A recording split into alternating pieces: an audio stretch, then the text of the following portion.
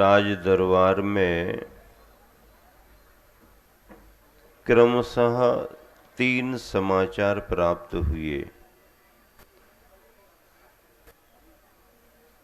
उन्हें पहला समाचार रनिवास से आया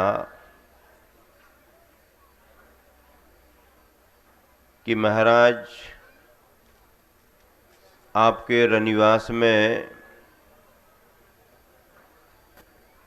पुत्र रत्न की प्राप्ति हुई है।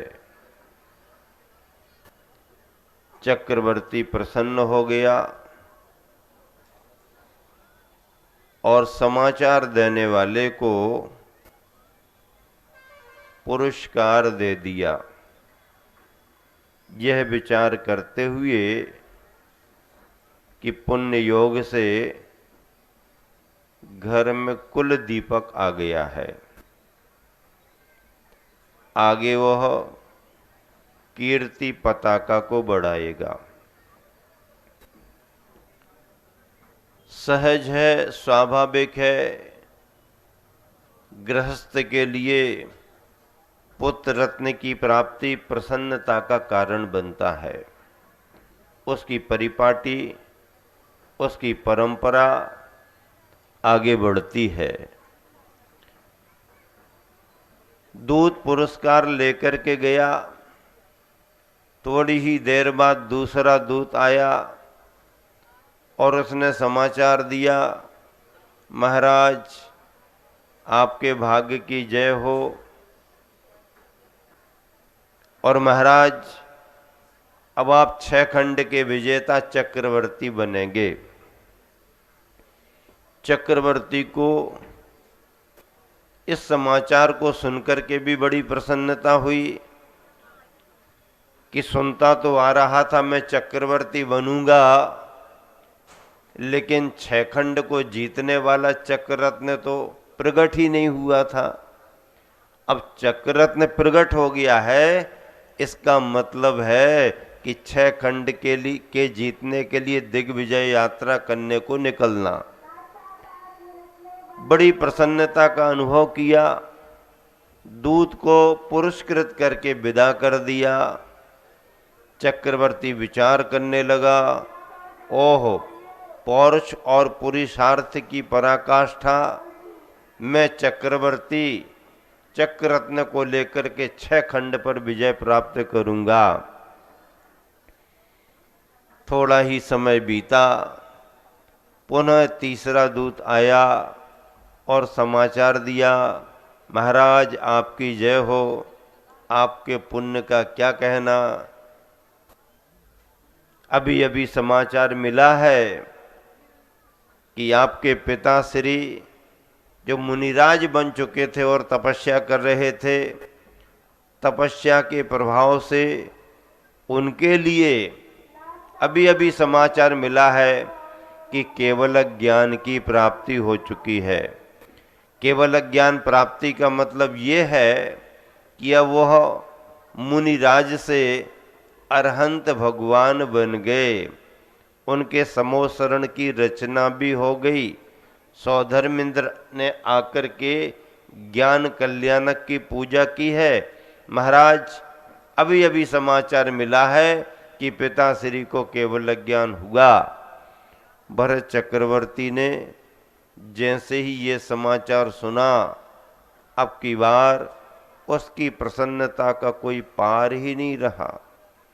प्रारंभ के 2 समाचारों को सुनने के बाद उसे प्रसन्नता तो हुई थी, लेकिन सिंहासन से उठकर के चक्रवर्ती नाचा नहीं था। लेकिन इस समाचार को सुनकर के सिंहासन से उठा और भक्ति में नृत्य करने लगा।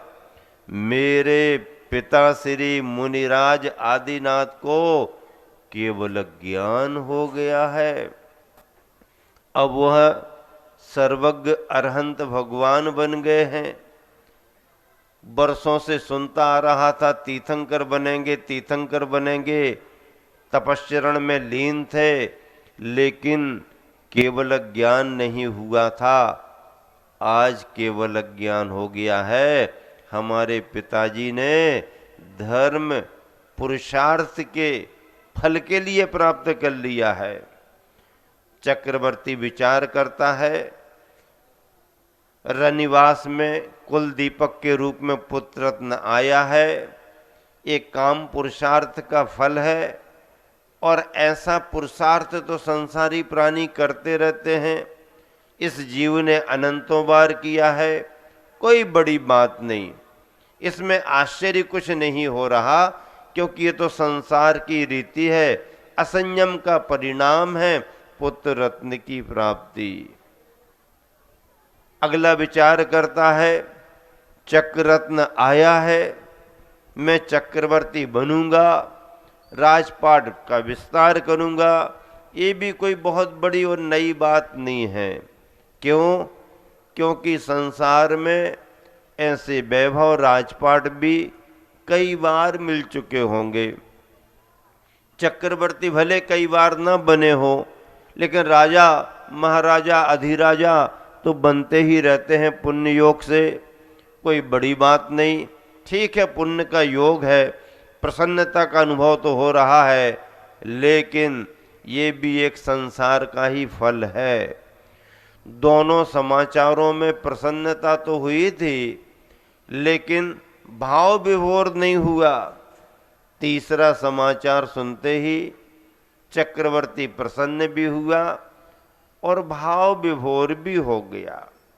भाव विभोर हो गया, ऐसा भाव विभोर हुआ कि चक्रवर्ती सिंहासन छोड़ करके 7 कदम आगे बढ़ करके जिस दिशा में तीर्थंकर आदिनाथ भगवान का समोसरण लगा हुआ था, उस दिशा का ध्यान करके और साष्टांग नमस्कार करता है, और दूत के लिए बहुत बहुत विशेष विशेष भेंट देकर के विदा कर देता है।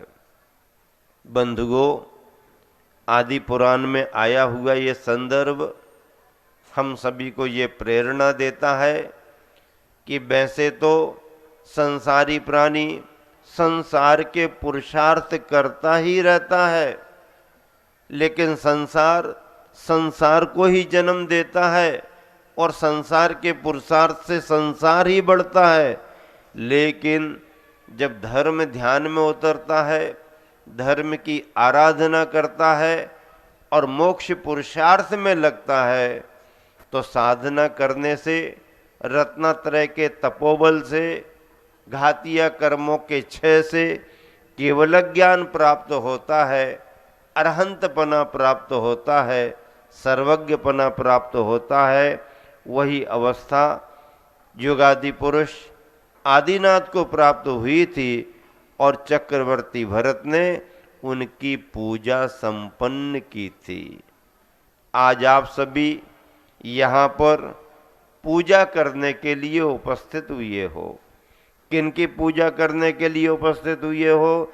जिनके पंच कल्याणक युग के आदि में संपन्न हुए थे, उन युगादि पुरुष आदिनाथ भगवान के संदर्भों को ध्यान में रख करके यहाँ पर उन 5 संदर्भ, 5 कल्याणकों की पूजा करने के लिए उपस्थित हुए हो। कितना बड़ा भाग्य है तुम्हारा, आप भाग्यशाली हो। और वह पंच कल्याणक प्रतिष्ठा भी पाषाण का मंदिर तैयार करके भव्यतम विमलनाथ भगवान को मूल नायक के रूप में विराजमान करते हुए, और ऐसे पूजा नहीं, महापात्र बन करके आप पूजा कर रहे हैं। क्या बन करके पूजा कर रहे हैं? महापात्र बन करके आप पूजा कर रहे हैं। महापात्रों में सबसे ज्यादा महत्व, सबसे बड़ा महत्व पंच कल्याणक में भगवान के माता पिता का होता है। क्या? राम राम सब कोई कहे, दशरथ कहे न कोई। और एक बार दशरथ कहो तो कोटि यज्ञ फल होए। राम की महिमा तो है, लेकिन राम के जन्मदाता माता पिता याद करो। युगादि पुरुष आदिनाथ भगवान की महिमा है, लेकिन उनको जन्म देने वाले महाराजा कौन?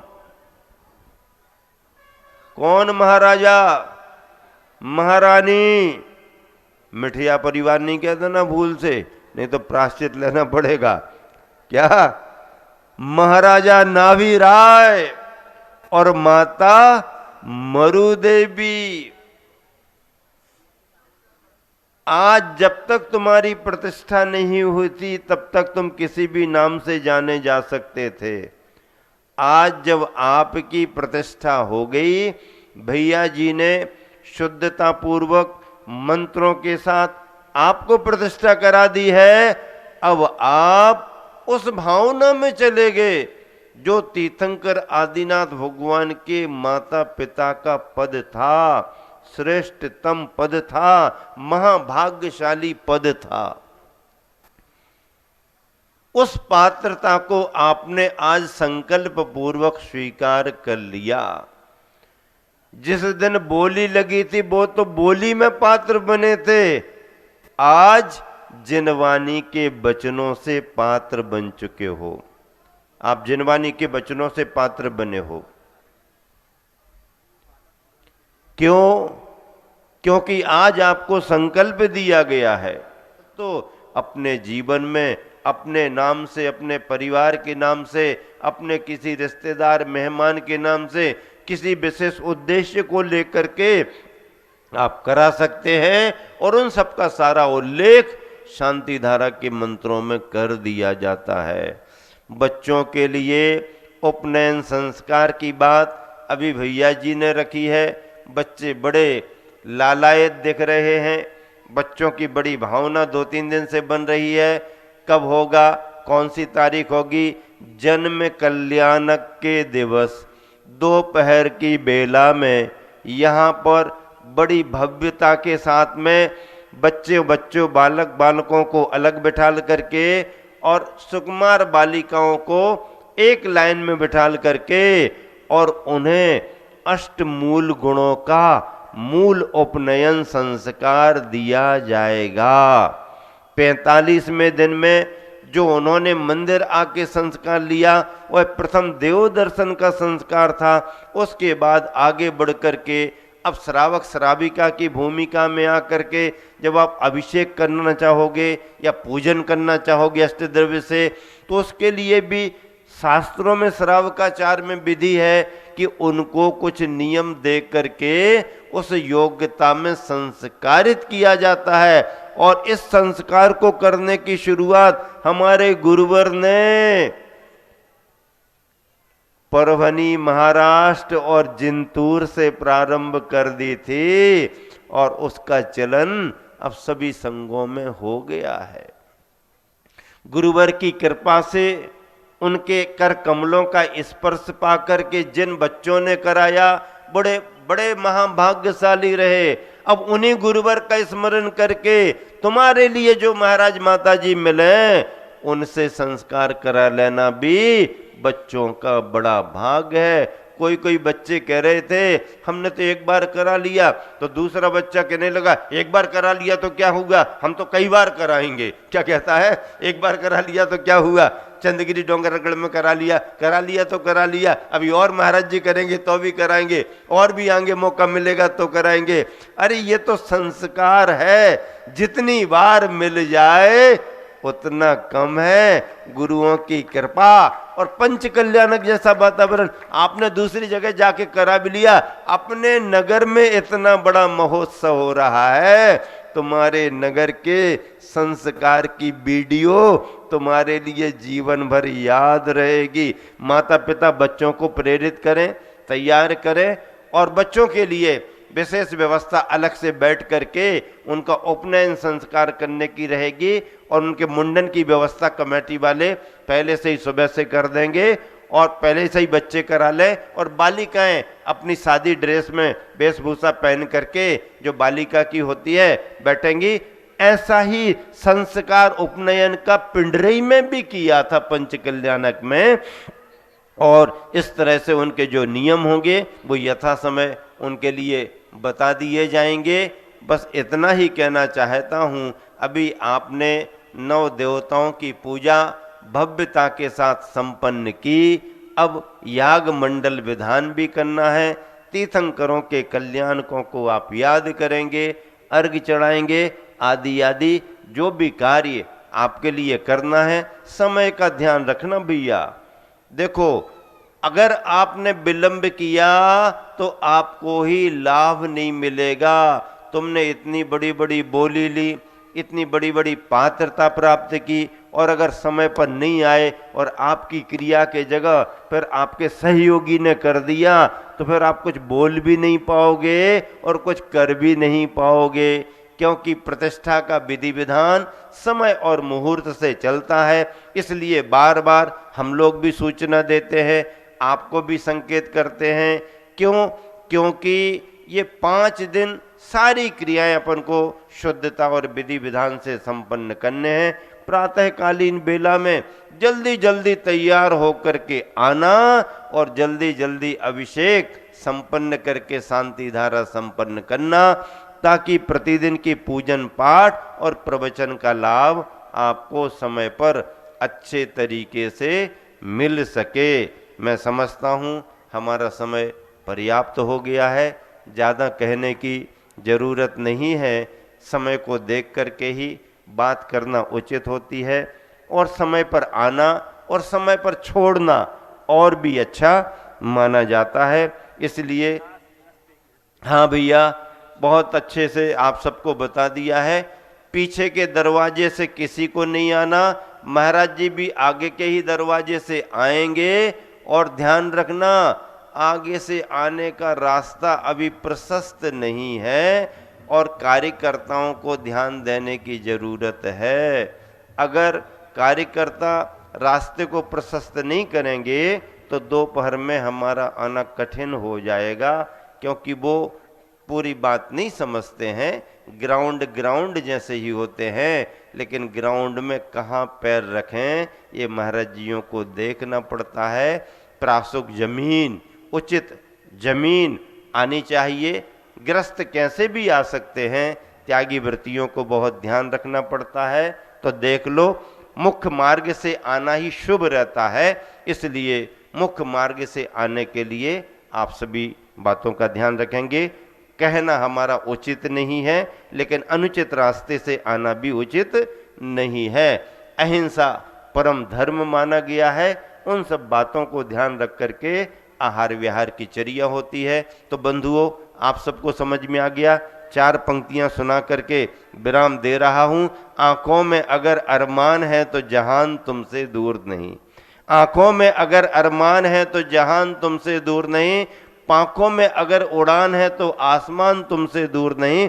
मंदिर के शिखर पर बैठकर पक्षी ने ये गीत गाया कि श्रद्धा में अगर जान है तो भगवान तुमसे दूर नहीं, श्रद्धा में अगर जान है तो भगवान तुमसे दूर नहीं। महावीर भगवान की